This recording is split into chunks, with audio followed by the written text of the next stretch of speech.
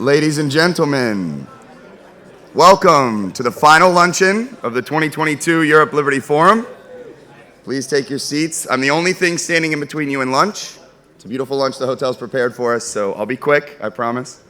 But I wanted to welcome you to the final luncheon.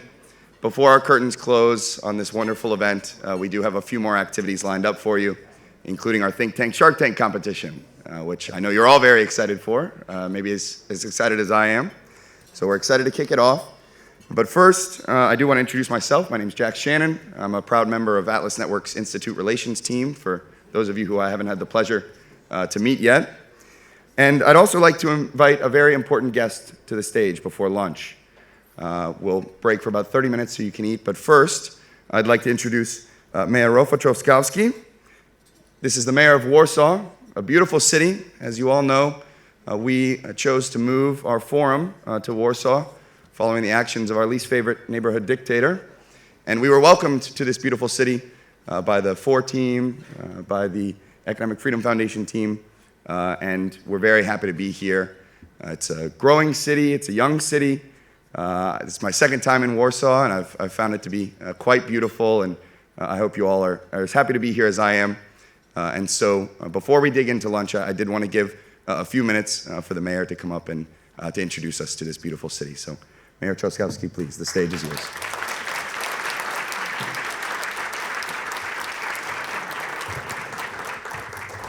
Yes, hello, good afternoon. I mean, first of all, welcome to Warsaw. Thank you very much for being here. It's a pleasure. In a past life, I was different things, but among them a think tanker. So I appreciate the work you do. I mean, it's very, very important. Not many politicians use it in this country. Some do. And of course, the work that you're doing is immensely important. Also, when it comes to strengthening open institutions, democratic institutions, especially in this country, in this day and age, this is of utmost importance. I was a minister before I was a member of the European Parliament. Mostly I was focusing on European policy, but I became mayor 2018. And I think this is the best job you can have, because actually the effects of your work are seen immediately.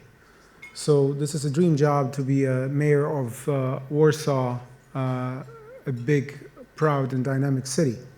But of course, different things were promised to me, because everyone was saying, you know, you will focus on building a fantastic modern city, you will focus on the future, you will just, the press will not be too much interested in you, because you will have a very important job, but a very important job locally.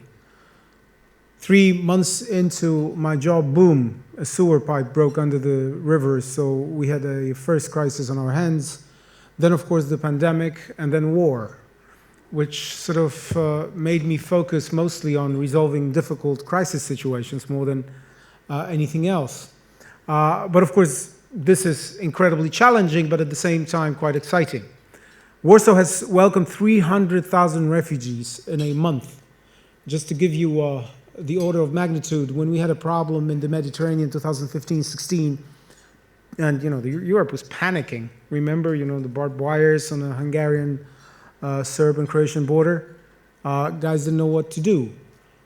And we had 200,000 people coming to Europe a month at a peak, and we have 300,000 coming to one city alone. What you're seeing in Warsaw is this incredible feeling of solidarity, open hearts of the people, because it's the civil society in action, it's the non-governmental organizations in action, and I would submit to you local government in action more than anything else. But of course, that produces a huge challenge for the future. Not just accommodating the people, because as you walk around the streets of Warsaw, you won't see pitched tents in parks or people in the streets there in our homes, but that of course cannot be continued indefinitely. But of course, there are challenges, long-term challenges, such as challenges of education, healthcare, social policy, and so on and so forth, because we've granted Ukrainians a citizen-like status. They've got access to free education, free healthcare, and so on and so forth. Most of my social workers work with Ukrainians. Most of my psychologists work with Ukrainian kids. We've enrolled more than 20,000 Ukrainian kids to our schools already. 100 kids were born, Ukrainian kids were born in our hospitals, which is, of course, a glimmer of hope in this difficult situation. But what we need, guys, we need a strategy. We need a national, European, and international strategy, because what you see now mostly is improvisation. And we need a support coming from everywhere. And of course, financial support is important, but also the know-how. So that's why anyone who can help us in devising a strategy and helping us out is welcome, because we all need to step up. Because the Ukrainians are fighting for our freedom, and not only for the freedom of Poland or freedom of Europe, but also for the stability of transatlantic relations. And suddenly, guys, we realize that openness, transparency, democracy are so important, because we talk about values all the time.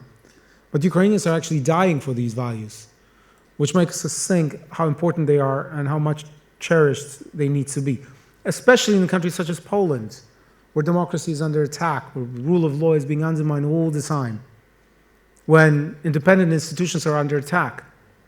Local government, they hate my guts, these guys, because they hate cities which are dynamic, open, transparent, tolerant, and Warsaw has that in its DNA. So I wanted to thank you very much, guys, for your work, because it's very important, because that's what you're doing. You're working on broadening the foundations of free economics. You're working on upholding the values, on strengthening democracy, and that's exactly what we need everywhere. I mean, Poland now needs to be the strongest democracy in Europe when there's a war on our border. If we are to be credible, we need to be strong. And this is not just in our interest. It's in the interest of all of us, Europeans, Americans, because Poland needs to be strong. Poland needs to be a strong democracy. And we all need to step up to help the Ukrainians, to defy Putin. Boy, were we right. 10, 15 years old, my friends in the European Parliament were saying, you're obsessed with Russia. Why do you build this energy security? We don't need it. Let's do business with Putin. There we go. But it's a very bitter pill to swallow. And that's where we need you. We need your expertise. We need your courage. And we need you to help us build the foundations of countries which are resilient, which are democratic, which are open, which are transparent, and which are based on sound economics, because we're all everywhere surrounded by populists. And I will tell you just one thing at the end. 7 years ago, when I was explaining this, 6 years ago, when I was explaining this, because we were seeing at the beginning of this populist government here in Poland, and I was explaining it to our American friends, and I've got lots of American friends. They were looking at me like this, because I could sense that they were thinking, those barbarians from the East, what do they know about democracy? 3 years ago, when I started explaining the same things to our American friends, suddenly they knew what I was talking about. Incredible. And after the attack on the Capitol, suddenly it turned out that we all have the same problems. So however old, however vibrant, however resilient your democracy is, you still need to fight for it. And that's what we're doing every day. Some of us, like us, politicians, keeping you from lunch. Some others, like you, doing a very important groundwork. And I've got good news for you. There are some politicians who use that, me included. Guys, enjoy your time in Warsaw. Thank you for coming. Spend a lot of time and a lot of money in my city. We need that. And have a good time. Thanks.